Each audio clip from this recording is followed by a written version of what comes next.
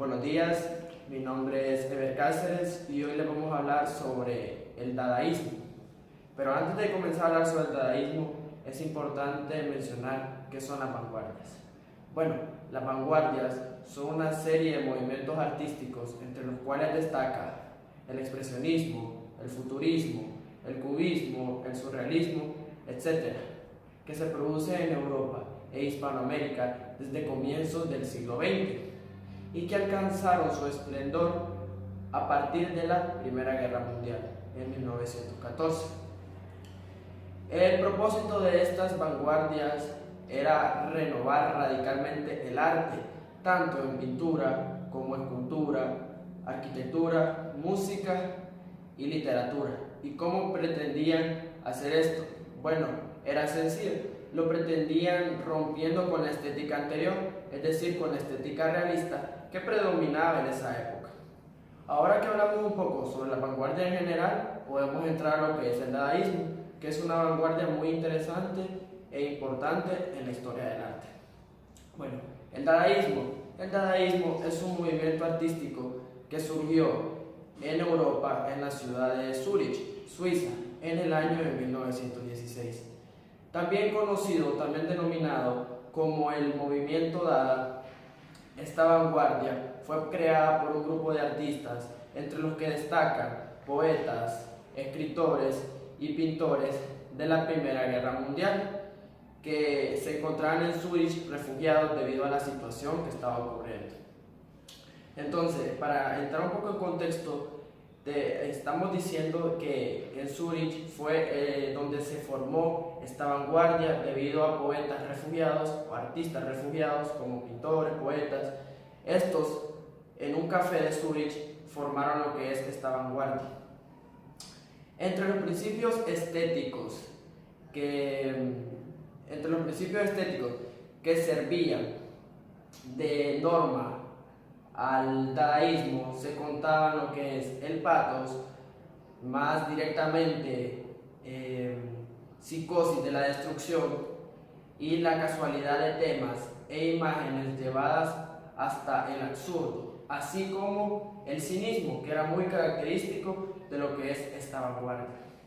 Bueno, de ahí, es decir, del cinismo, que los dadaístas utilizaran recursos tan antiartísticos como por ejemplo caracteres tipográficos puestos al revés, así como combinaciones de sonidos carentes de sentido en lo que es la música, o trozos de papel y de vidrio pegados en la tela del cuadro, en el caso de la pintura, que son los collages, que más adelante vamos a mencionar sobre eso.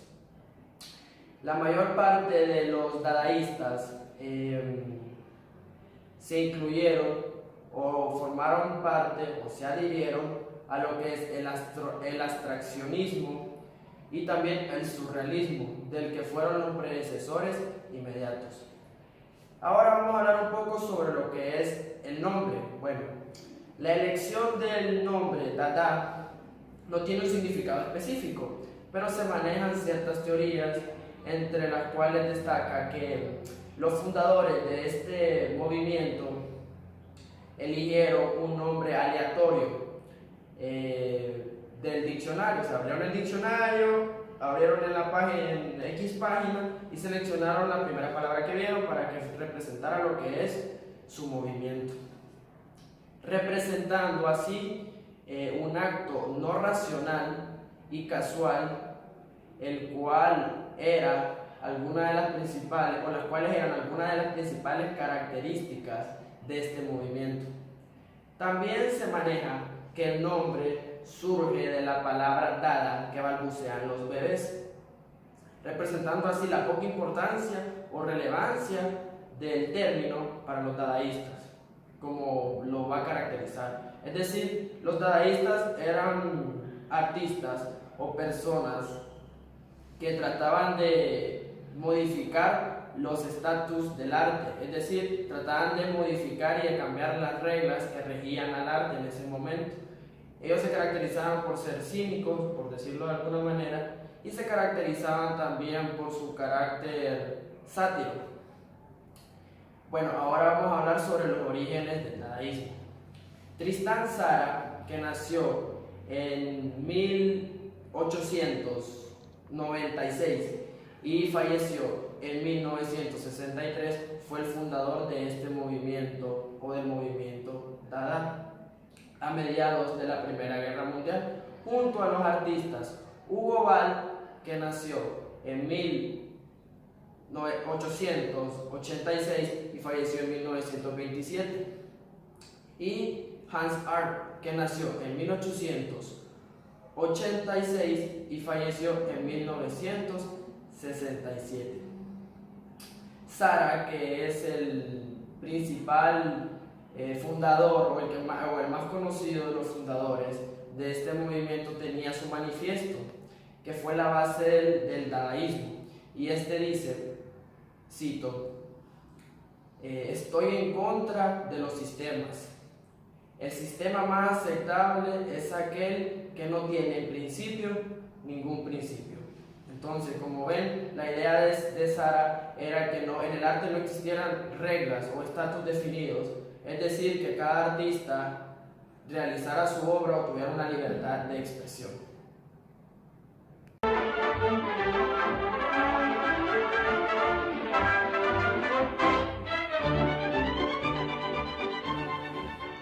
Después de que la Primera Guerra Mundial comenzara, la ciudad de Zúrich, que fue donde nació el dadaísmo, acabó convirtiéndose en un refugio para personas o para varias personas de toda Europa.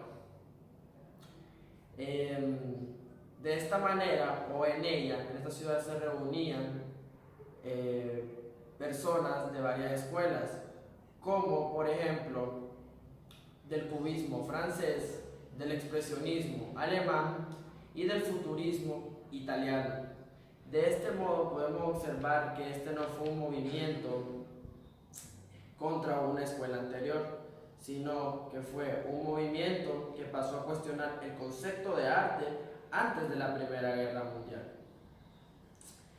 Este movimiento surgió con la intención de destruir todos los sistemas y códigos establecidos en el mundo del arte. Es posible afirmar que este fue un movimiento antipoético, antiartístico y antillero, ya que cuestionaba las artes. Entonces, el dadaísmo empieza a cuestionarse o empieza a buscar o a dar una crítica sobre lo que es el concepto de arte, que en ese momento estaba ligado bastante a lo que es la belleza. Los dadaístas usaron frecuentemente métodos artísticos y literarios con la intención de que estos fueran incomprensibles. De esta manera, las actuaciones teatrales y los manifiestos buscaban o estaban concebidos para chocar y desgarrar al público, con el objetivo de sorprender al mismo. Para este fin, los dadaístas utilizaron nuevos materiales e incluyeron objetos encontrados en la basura de las calles, además de nuevas técnicas en sus obras, como si fueran a escoger al azar la determinación de los elementos que iban a componer sus trabajos. Ahora vamos a hablar un poco sobre lo que son las características del dadaísmo, características particulares del dadaísmo.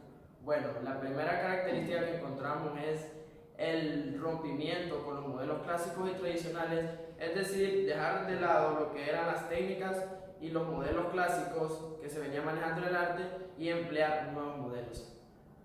También se caracterizaban por lo que era el anarquismo y el nihilismo. La búsqueda, o ellos buscaban lo que era el caos y el desorden, rechazaban lo que era el materialismo y el nacionalismo, criticaban al capitalismo y al consumismo, empleaban conceptos ilógicos e irracionales. También tenían un carácter radical, agresivo y pesimista. Y como última característica encontramos lo que es la espontaneidad, la improvisación y la irreverencia artística. En el caso de la pintura, se rechazaron o se desecharon, mejor dicho, formas y técnicas tradicionales, rechazando las corrientes del momento, es decir, lo que se manejaba en ese momento. Prevalecían las imágenes incomprensibles, donde se destacaron los collages, como mencionábamos anteriormente, que podían ser de desechos o de trozos de diarios, es decir, recortes de diarios, el papel de los periódicos. En el caso de la escultura, prevalecieron lo que eran los ready-made, que creó el pintor francés Marcel Duchamp. Este movimiento dadaísta iba decayendo en Europa en 1920 y finalizó en 1922, pero resurgió a mediados de la década del 50 en Nueva York. Es importante mencionar que el dadaísmo generó el camino para que nazcan otras corrientes, como por ejemplo el surrealismo y el pop art.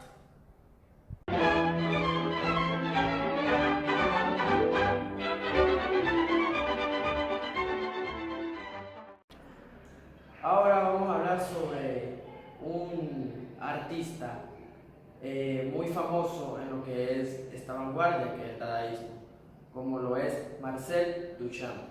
Él nació en 1887 y falleció en 1968. Fue un pintor y escultor francés. Su arte allanó el camino para movimientos como el arte pop y el pop art de los años 1950 y 1960.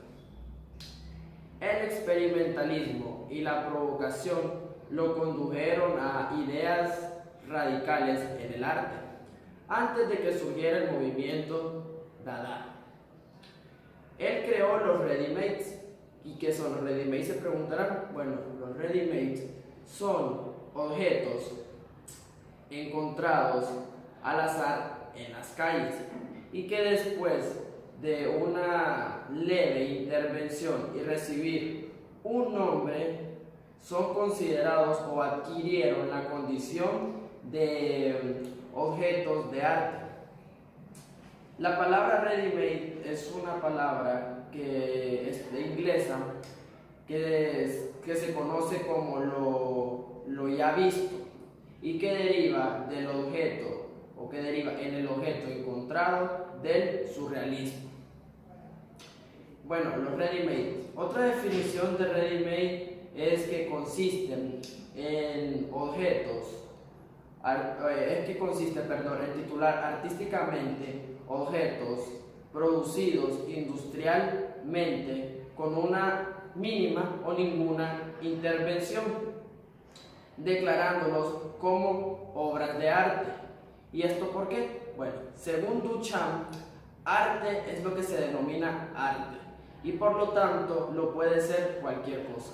Duchamp era de la mentalidad que no tenía que estar tan adoctrinado el arte, no tenía que seguir un estándar de belleza, sino que el artista podía ser cualquier persona y cualquier objeto podría ser una obra de arte con tal así lo decidiera el artista.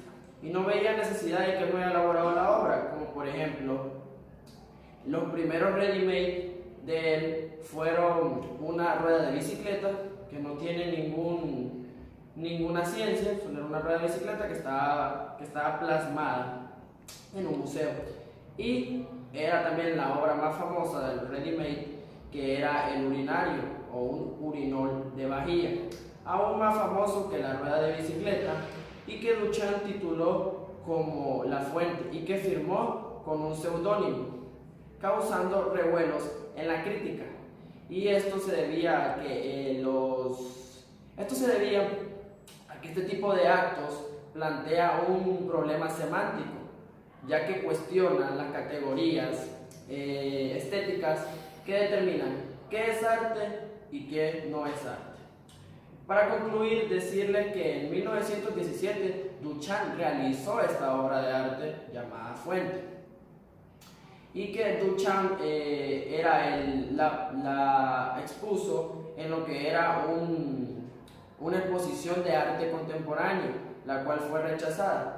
Y es aquí donde se confirma el carácter estético dadaísta, que se caracterizaba por la locura y por la irracionalidad. Para concluir esta parte también de Marcel Duchamp, podemos decir que después hizo interferencias, como por ejemplo pintó bigotes en la Mona Lisa, y pintó estos bigotes en la Mona Lisa para demostrar su desprecio sobre el arte tradicional. Muchas gracias.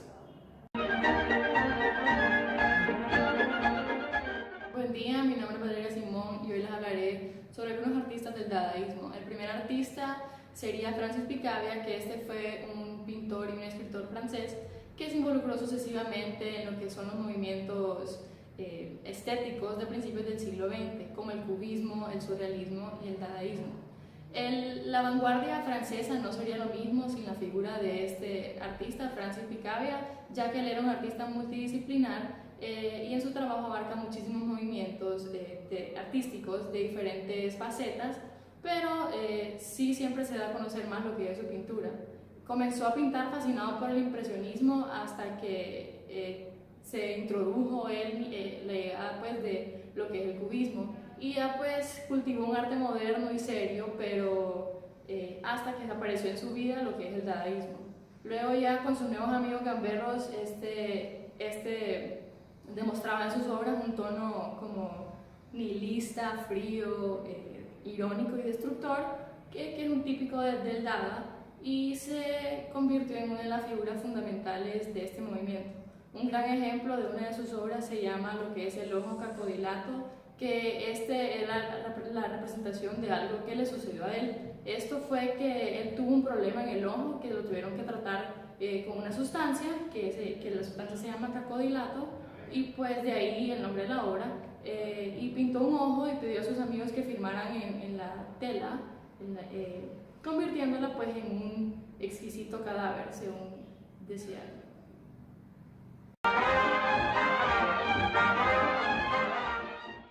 Ahora hablaré sobre Max Ernst, que él fue un escultor y pintor alemán que fue un fanático de lo irracional, del sueño y el inconsciente.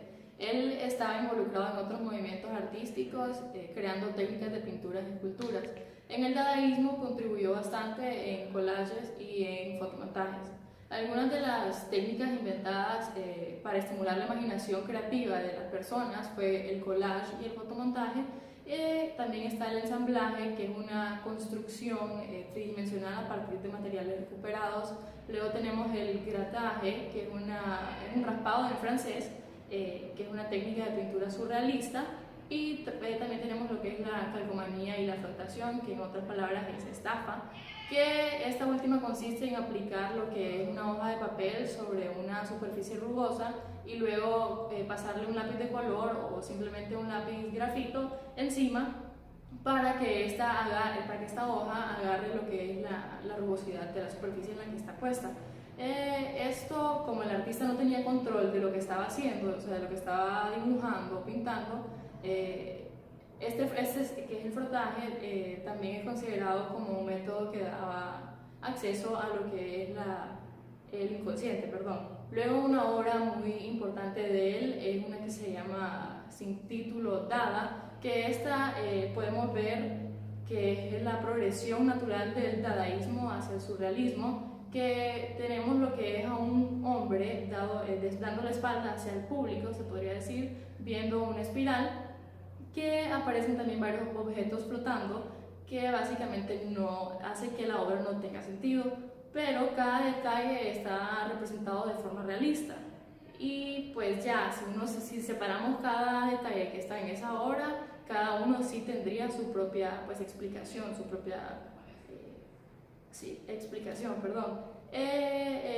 Ernst aprovecha los recursos que le ofrecía el collage, básicamente en todas sus obras, y entre 1918 y 1924 el artista explotó al máximo la utilización de esta técnica satírica con una mordacidad cercana a lo que es los fotomontajes de John Heartfield y de George Grosz.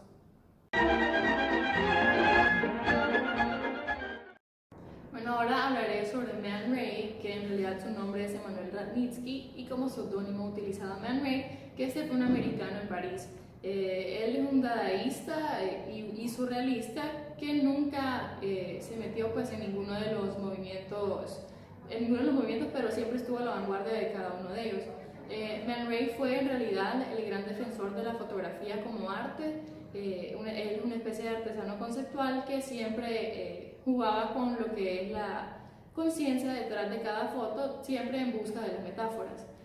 Con vínculos que pasan por el cubismo, el dadaísmo y el surrealismo, es el artífice de la foto, pues, de crear algo, de hacer algo creativo, elaborada, construida o también improvisada, intentando siempre una aproximación entre lo que es la fotografía y la pintura. Él fue el pionero de la deconstrucción de la fotografía con la transformación de fotos tradicionales en creaciones de laboratorios y también pues en las distorsiones de cuerpos y formas. Detrás de cada imagen hay una idea y en ese sentido Man Ray también trabajó el arte conceptual, que en realidad pues él nunca dejó de ser un dadaísta, aunque pues mencioné antes que él no se metió en ninguno de estos movimientos, pero sí en realidad él fue un dadaísta, solo que no algo como dicho. Y pues a él le gustaba lo que era irracional y lo incongruente, lo absurdo, pues. Él buscaba siempre el escándalo y para esto pues él sabía que no hay nada como una buena dosis de erotismo. Él fue el que comenzó pues con estas fotos del erotismo y tenemos una obra pues de él, una foto de él que es muy importante, es lo que se llama Ingres Violín, que esto es una mujer que está de espalda y está pues desnuda, pero sí podemos notar que tiene como dos figuras en la espalda que siempre nos dice pues que hay algo que no tiene sentido, pues ¿qué es eso? Nos hace preguntarnos. Y también esta otra que se llama The Gift, que esto ya es una foto de una plancha y pues si uno ve la foto de una plancha uno queda como ¿y cuál es el punto de esto?